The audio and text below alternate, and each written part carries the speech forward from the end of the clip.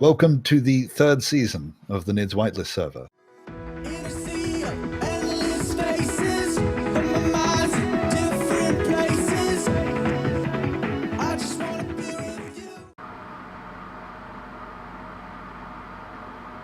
I'll just fly so that we're directly over New Vegas and then drop down and empty the load.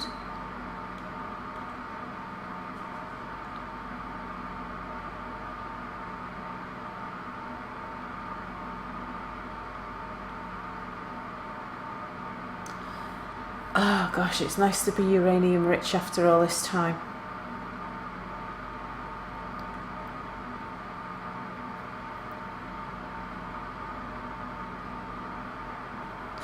So let's see.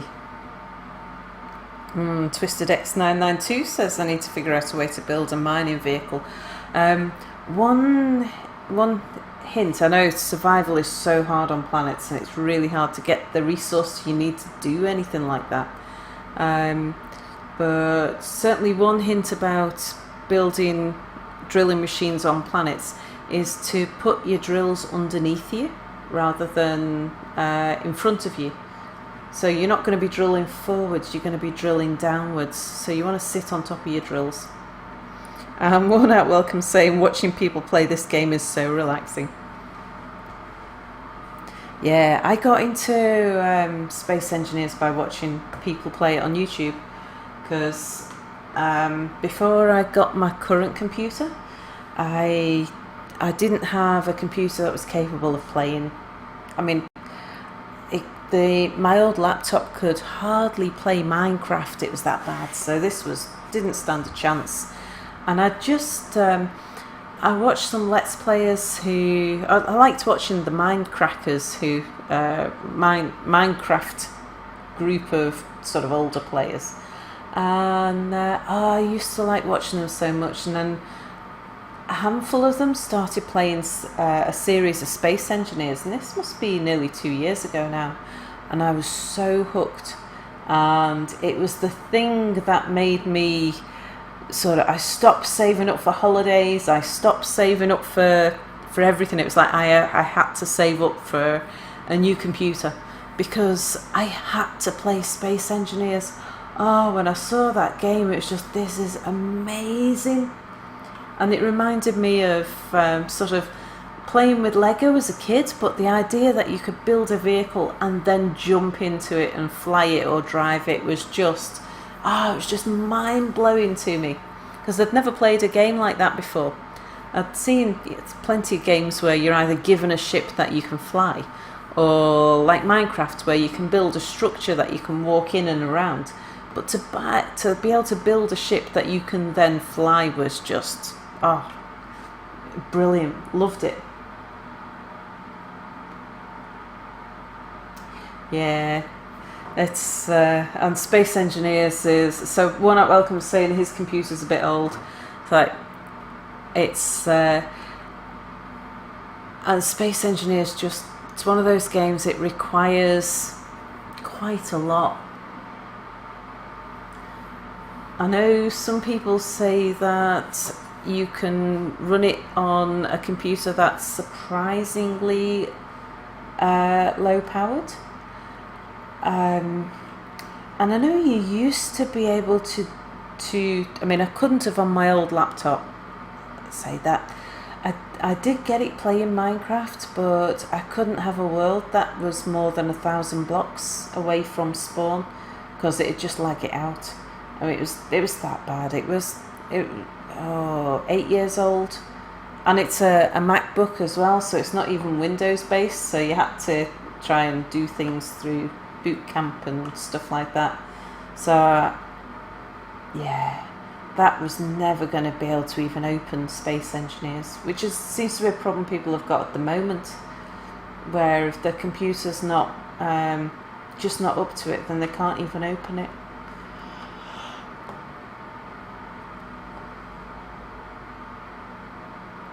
First yawn of the night.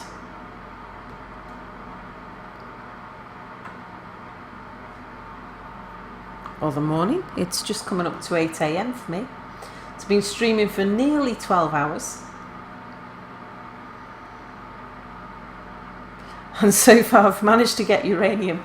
It's taken me 12 hours to get uranium back to the main base. Just something I've been trying to do for must be about a month now.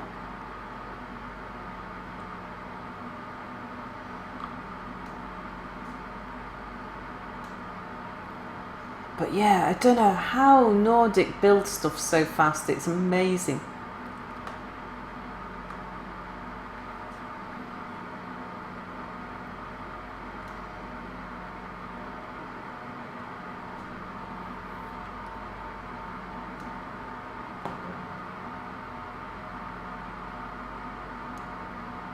Yeah, coming to Xbox. It's. I wonder if they'll bring all their bugs with them, or whether it'll come to the Xbox once it's a fully fledged game.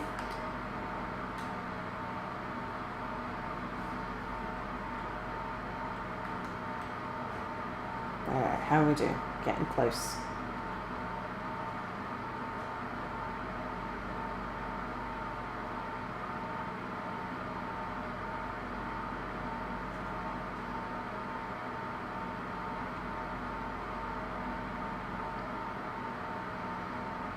Okay, there's a connector here somewhere.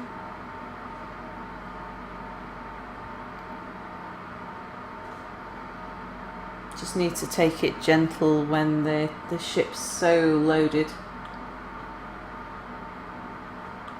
See, it's fine. It's a bit sluggish, but it's fine driving as long as it's the right way up and it's not tilted funny or anything like that.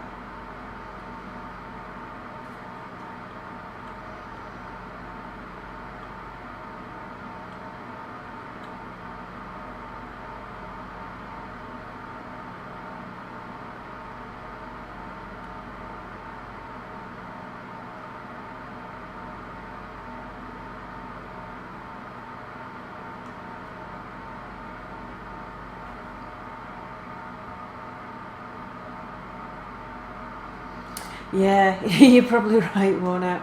It's saving up for a new computer is probably faster than waiting for it to come out on the Xbox or for it to be released as a fully functional, complete game.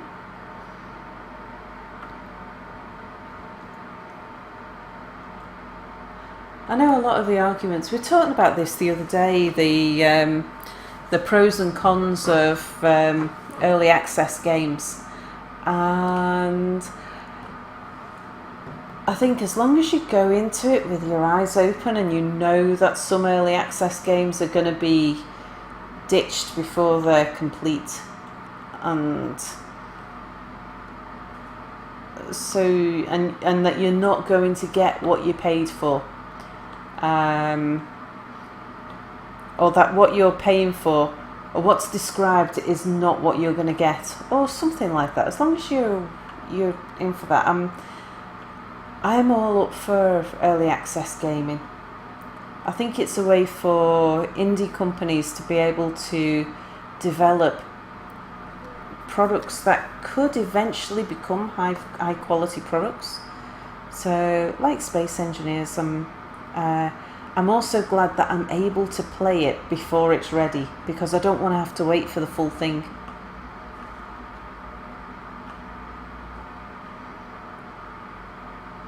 Alright, how are we doing?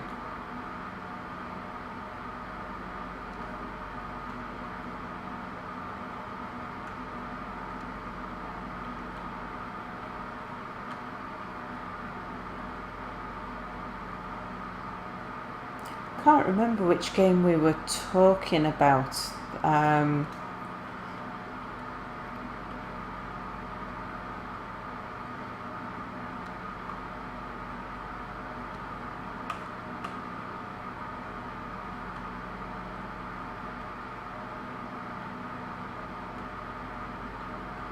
It was something where it had been in early access for about 4 years or something.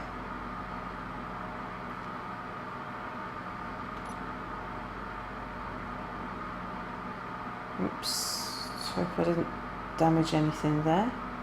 It's not the but that I'm worried about. It's blowing up the connector that it's connecting to. Okay.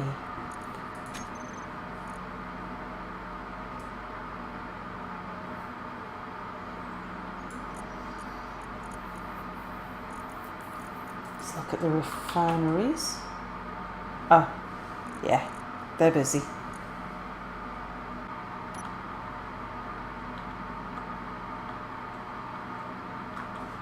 We didn't get any kick off it there.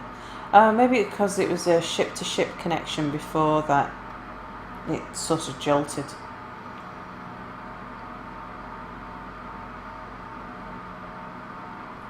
Just tried out a new game called The Descendant. Hooked immediately, the story is so interesting.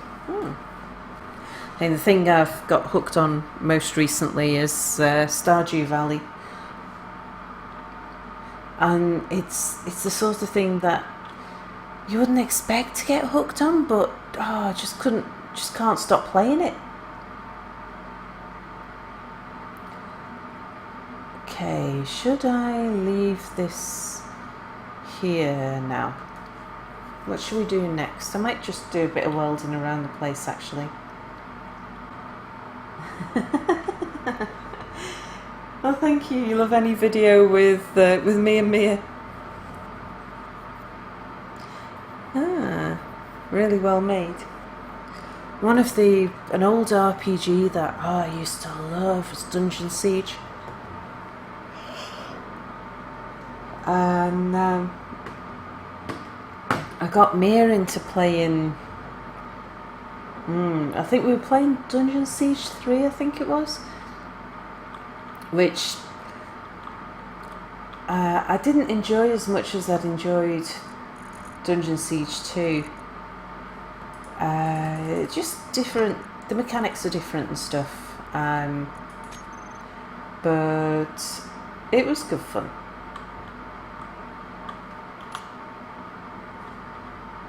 And then he went away and had to play on Dungeon Siege 1 by himself, and he was far more impressed with it than he had been with Dungeon Siege 3. So the next ship that I want to build is a ship we're going to call the Train of Thought, which it'll be a... I've been trying to think of a use for it, because if I know the use, then it'll provoke the design better, because I'm a functional designer rather than an aesthetic designer. Twisted X 992 says that Dungeon Siege 2 is way better than Dungeon Siege 3. Yeah, and Dungeon Siege 1 and 2 were not that far apart from each other. I preferred 2 over 1. I played both. I played hours and hours and hours and hours of both. But Dungeon Siege 3 was quite significantly different. And I enjoyed Dungeon Siege 3, but yeah, it felt like a different game altogether. We played it for a bit, but then just kind of stopped and went and played other things instead. I used to love the fact running around with a donkey and training, getting the donkey all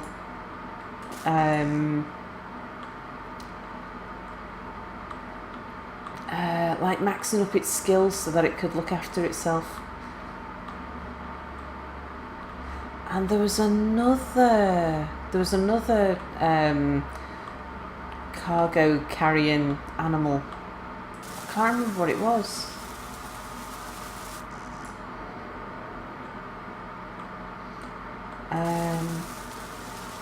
Wasn't as good as a donkey, I seem to remember. It's all very purple. We had when we started building this place, we had a how would you say, an agreement, a plan, if you like. And what we decided was that there was a floor level here, and everything above that floor level, however high you wanted it, was Mase, and then below that floor level was mine, and I built I double skinned the ceiling so that Mia could have a different floor to my ceiling, and I brought my floor way down so that I had plenty of room for tall machinery and stuff like that. And somehow or other, Mia's design has kind of crept down to the point where now if I want to build anything, I've actually got to go lower. So I think we need to build a docking floor further down. But I've got a feeling that if I build further down, Mia will just redesign it anyway.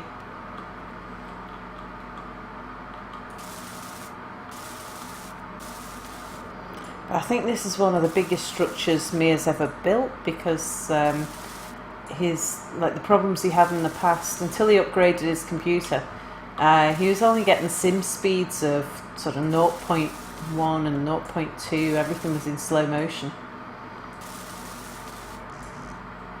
Steel plate. Yeah, the purple's really grown on you like a fungus.